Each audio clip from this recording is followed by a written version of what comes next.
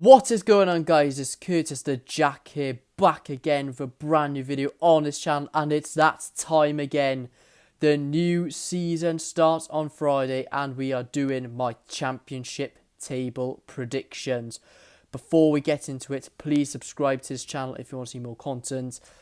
And yeah, let's get into it, shall we? Right, so as usual, we're going to be starting from bottom to top. So 24th, which is bottom league, Rotherham United. Yes, once again, they have come back up, a bit like Fulham and Norwich, who I mentioned later. They are a yo-yo team, and I think history will repeat itself.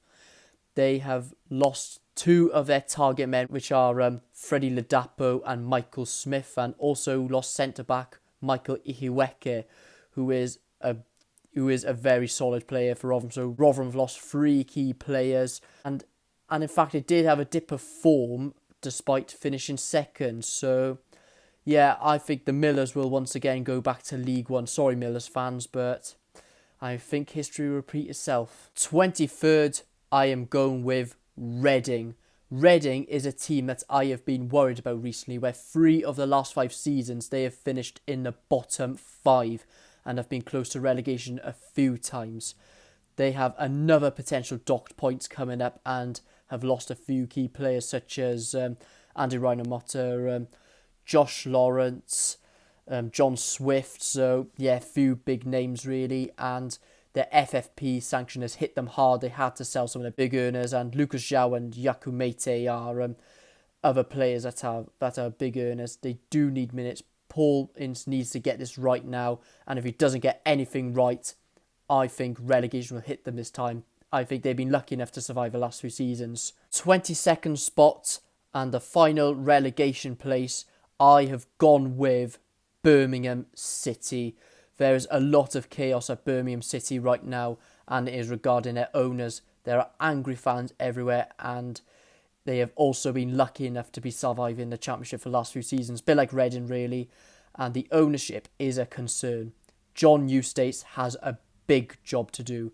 Very worried about them next season. And in fact, last season, they would have only just survived on goal difference if it wasn't for Derby and Reading's points deduction. So yeah, Birmingham City, due to the mess the owners are making right now, I'm very concerned about them, and I think relegation will hit them this season. 21st and just surviving the Championship, I've gone with Blackpool. They weren't too bad last season, but after the unexpected departure of Neil Creashley, who has joined Steven Gerrard at Aston Villa's coaching staff, I think they may struggle next season. Michael Appleton has come in to replace him. It's his second spell. I think it's his second spell at Blackpool. But he's come in to replace him, which is quite a tidy appointment, I'd say. But he needs to keep players like Gary Medine and Josh Bowler, and needs a very good start to his name. Creashley was delivering something special at Blackpool, as you may have seen from last season, but a rise may lead to a fall.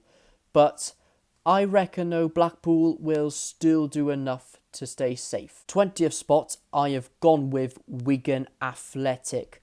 Now, after being cruelly relegated in 1920 season by receiving a minus 12 points deduction due to him going to administration, Wigan are back after winning League One, but have been very quiet in the market. However, they are a very consistent team and have players such as Will Keane, Charlie White, James McLean and Joe Bennett, who are Championship quality. They have some experience, and if they add more faces, I think the better chance of surviving. But regardless, I think they'll still be fine. In 19th spot, I've gone with the final team to be promoted from League One and the return of a sleeping giant, Sunderland. After 4 seasons in League One, they are back in the Championship.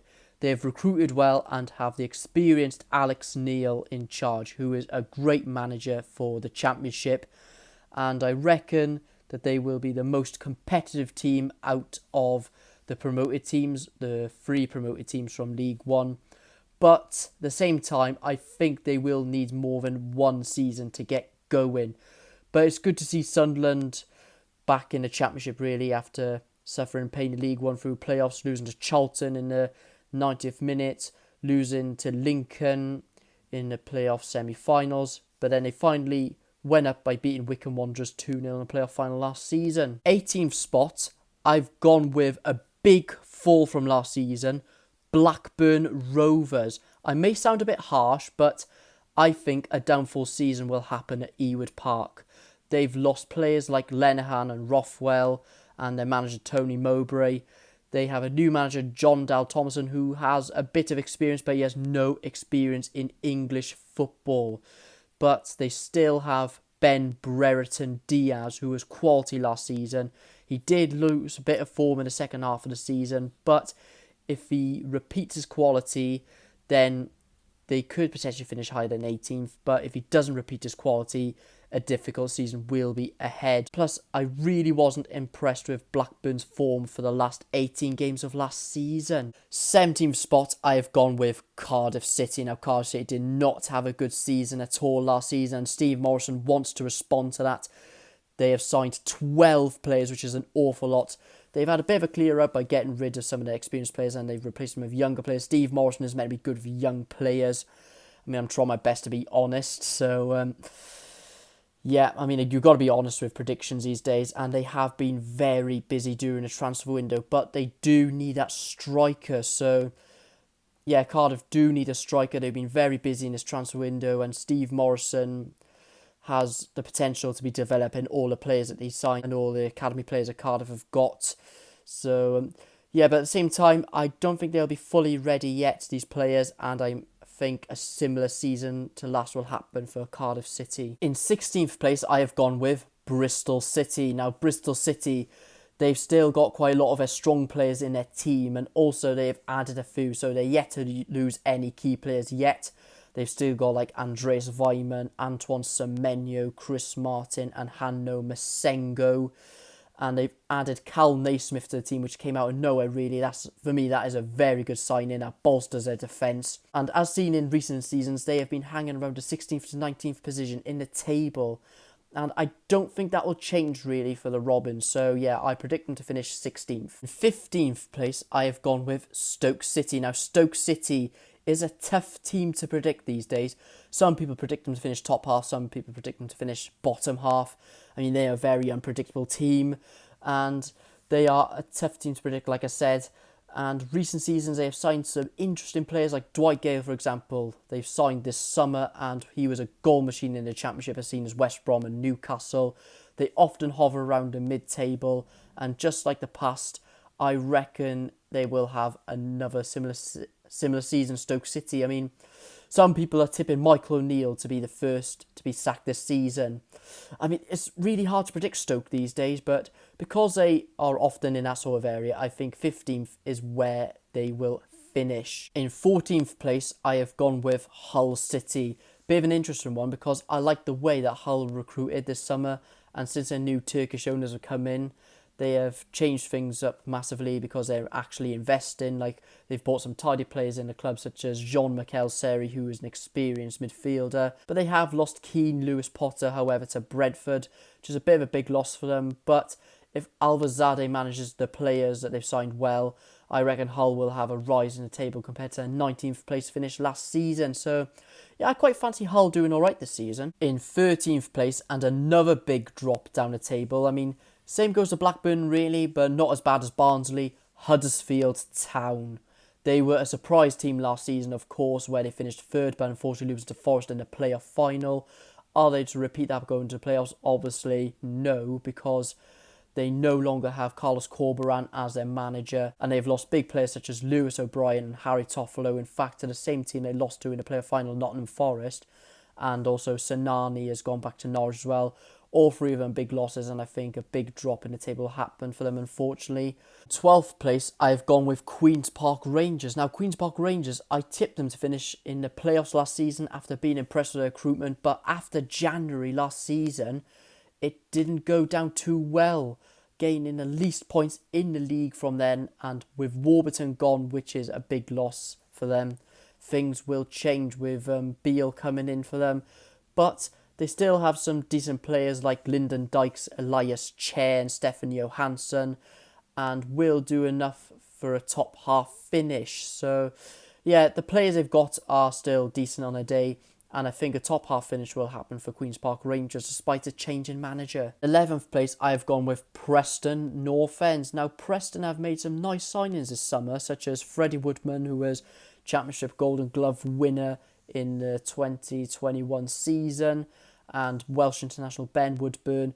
Emil Rees-Jacobsen, their main man, had an impressive last season, a striker, by netting quite a lot of goals, and I think he will have another decent season for the Lily Whites, and I quite fancy him to get more than 15 goals this season coming up, or maybe he could even be in the 20s, but I reckon he will have a strong scoring season, and Ryan Lowe, their manager, has not done a bad job since coming in December. Pretty standard Preston finishing around the 13th, 12th area, but I think they will have a top half finish this season. Right, so we are over halfway through the predictions now. We are going into the top 10. And before we go into the top 10, make sure you are getting your predictions down right now. And make sure you are liking the video as well and subscribing. So, yeah, on to the top 10. In 10th spot, I've gone with Coventry City. I quite like the look of the Coventry squad recently. And also the tactics of Mark Robbins, their manager. Callum O'Hare was rumoured to be leaving, but the deal broke down, which is good for Coventry. And if they keep their main players, such as like Gustavo Harmer and Victor Gyökeres, the Sky Blues may have a very decent season. And for me, I reckon they will be a top 10 candidate. Okay, so 9th spot, I have gone with my boys, Swansea City. Yes, I mean, after finishing 15th last season, it was all about change and trusting the process and getting used to everything. But I think the players are a bit used to it, but I think at the same time, the way we pass around can be a bit slow, but if we turn up every week, I think I will be right about us finishing top 10. I do have a decent feeling. I have got a good feeling about us finishing top 10. I like the additions of Harry Darling, Joe Allen, and Matty Sorinola. I mean, Flynn Down's leaving, which is a big shame, but we've got Joe Allen to replace him. Defence was an issue for us last season, but we seem to be fixing the problem right now. And the two main men, Joel Perreault and Michael Obafemi. Hopefully we'll be able to keep hold of them both, because if we do keep hold of them both, them two will have a good goal scoring season again, and their goals could help us finish in the top 10 area. In 8th place, I've gone with Luton Town. After having a great season last season, they have added on to their squad, such as like Carlton Morris and Corley Woodrow. They are very tidy players indeed. They do look stronger, and they were a dark horse last season, just like Huddersfield a bit. So they had two dark horses last season, really. And Luton, I was expecting to finish top 10 last season because I like the way they recruited. And I'm expecting them to finish top 10 again this season. Nathan Jones has done an excellent job for the Hatters. But I think they will slightly miss out on the playoffs, as they have a trickier season ahead thanks to the teams with parachute payments. But you never know with Luton. Nathan Jones has done an excellent job, and I think they will have another very good season in the Championship. In 7th spot, I have gone with Millwall. Now, despite losing Jed Wallace, I like the look of the recruitment they've done. They are a team capable of being in the mix and looked really good last season by finishing 9th. They're a consistent team and have the potential to be the dark horse team. They've added Benik Afobe on a permanent deal now. For me, that's a very good signing, as he's got some experience in the Championship. Millwall have been looking like a team that are capable to be finishing in the top 6. So some people have tipped Millwall to finish in top 6. Some people have tipped them to finish by just missing out. And I predict them to just about miss out on the playoffs. But you never know on a day. They can be the dark horse team this season. Right, this is where it gets interesting now. The top 6. And 6th place, I have gone with Burnley. Now, Burnley have lost plenty of big hitters after returning back down to the Championship. But they do have some potential in the future. Vincent Kompany, a legendary centre-back, is their new manager. And has no experience managing in English football after coming from Anderlecht, the Belgian league. And time may be needed, but they do have a strong enough squad to do decent, especially if they keep a player like Maxwell Cornet. If they do keep Maxwell Cornet, it will be very big. And I do like the addition of Scott Twine. So, yeah, I reckon Burnley have a strong enough squad to make the playoffs, and I think they will just about make it. 5th place, I've gone with West Bromwich Albion. Now, last season it went all wrong for the Baggies, where after a good start, they fell apart and finished 10th. But they've added on to their squad, such as John Swift and Jed Wallace coming in, and still have players like Callum Robinson, Carlin Grant and Grady Diangana. And also they signed him in the winter, Daryl DK, who was a nightmare in this division when he was at Barnsley on loan. It was a bad start for him though, as he picked up a long-term injury, but with him fully fit now and back for the new season, he should be back to his usual self and causing plenty of damage for other players in the Championship. So yeah, I reckon West Bromwich Albion will have a better season than last season. Okay, now fourth spot, I have gone with Watford. Now many players they have already done a job in the Championship. However, they may need some bulking up in their defence and midfield, but they still have a very good attack though. Their attack looks pretty sorted, where they've got Emmanuel Dennis and Ismaila Sarr still. If they manage to keep hold of them, it will be absolutely huge. The window's still open, however, they may still lose them, but Emmanuel Dennis and Ismaila Sarr are two players that would be very scary for Championship defenders. They've also made a very promising appointment of Rob Edwards as their manager as well. And he recently won League 2 title with Forest Green Rovers as well. But the question is, how will he do in the Championship? In third place, I have gone with Sheffield United. Paul Heckingbottom has done an amazing job for the Blades since coming in for Slavisa Jankanovic mid-season, because Slavisa Jankanovic was sacked after the club were hanging around mid-table, and Paul Heckingbottom guided the Blades from mid-table to the top 6 within a matter of months. He has got a full season in charge, and they will definitely have a strong season, I reckon. And they could even be a good shout for the top 2. They made some good signings as well. They don't have Morgan Gibbs-White anymore, who had an impressive loan spell with them. He's gone back to Wolves. Like I said, good signings were made from the Blades, and a strong season I am expecting them to have once again next season. Right, so the end is nearing now, and the top 2 positions, which are the automatic places for promotions of Premier League. Second place, I've gone with Middlesbrough. Now, Middlesbrough is a bit of a gamble on that, really. I only think that because Chris Wilder is a top quality manager in this division, and he worked his magic at Sheffield United second season Championship by promoting them to the Premier League automatically. And I like the look of the players they signed as well. They've got Zach Steffen, who is fixing the goalkeeping issues. They've signed Darrell Lenihan and Ryan Giles as well. And they've also have Isaiah Jones who was promising last season. And he has the potential to be like the next Jed Spence, for example. With him right wing back and Giles left wing back, it may cause some issues in the Championship. And I think a good season at Riverside will happen. And I do have a funny feeling that Chris Wilder will work his magic at the Borough by promoting them automatically. And top of the league now, the champions, first place. Bit of a common one and a bit of a very boring one indeed. Norwich City. Yes, Norwich City. A bit of a boring one.